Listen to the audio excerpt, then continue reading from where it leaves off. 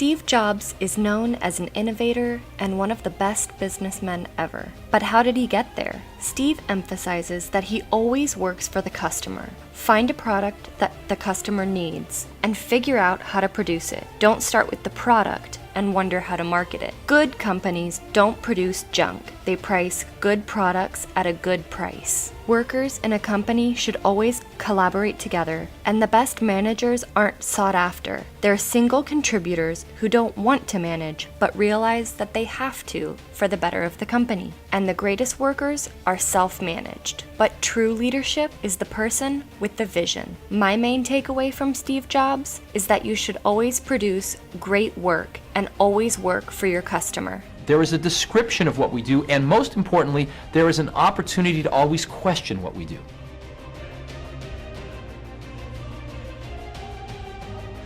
The greatest people are self-managing. They don't need to be managed. If once they know what to do, they'll go figure out how to do it, and they don't need to be managed at all. What they need is a common vision, and that's what leadership is. What leadership is having a vision, being able to articulate that so the people around you can understand it, and getting a consensus on a common vision. We wanted people that were insanely great at what they did, but we're not necessarily those seasoned professionals, but who had on at the tips of their fingers and in their passion the latest understanding of where technology was and what we could do with that technology, and who wanted to bring that to lots of people. So the neatest thing that happens is when you get a core group, 10 great people, it becomes self-policing as to who they let into that group. So I consider the most important job someone like myself is recruiting. We went through that stage in Apple where we went out and we thought, oh, we're going to be a big company, let's hire professional management. We went out and hired a bunch of professional management. It didn't work at all. Most of them were bozos. They knew how to manage, but they didn't know how to do anything. And so if you're a great person, why do you want to work for somebody you can't learn anything from?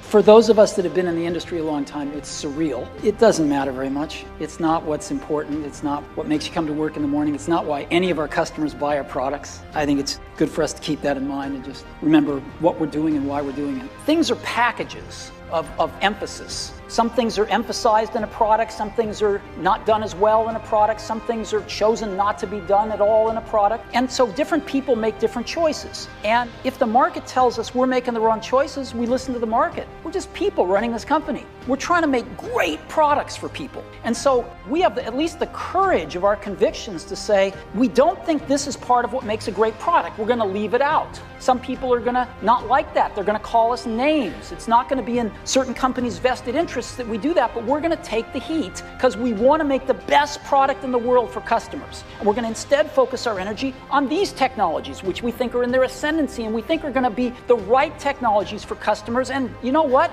They're paying us to make those choices. That's what a lot of customers pay us to do, is to try to make the best products we can. And if we succeed, they'll buy them. And if we don't, they won't. And it'll all work itself out.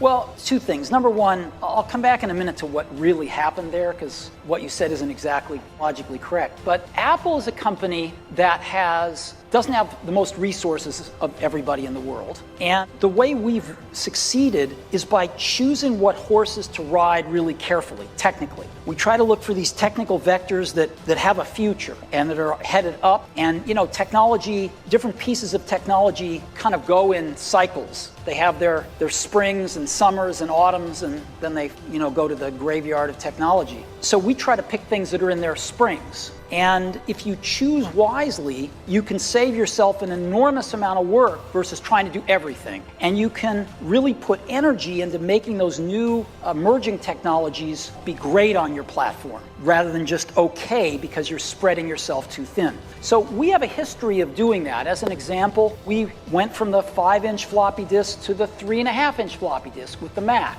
We were the first to do that. Sony invented it. We put it in the first products.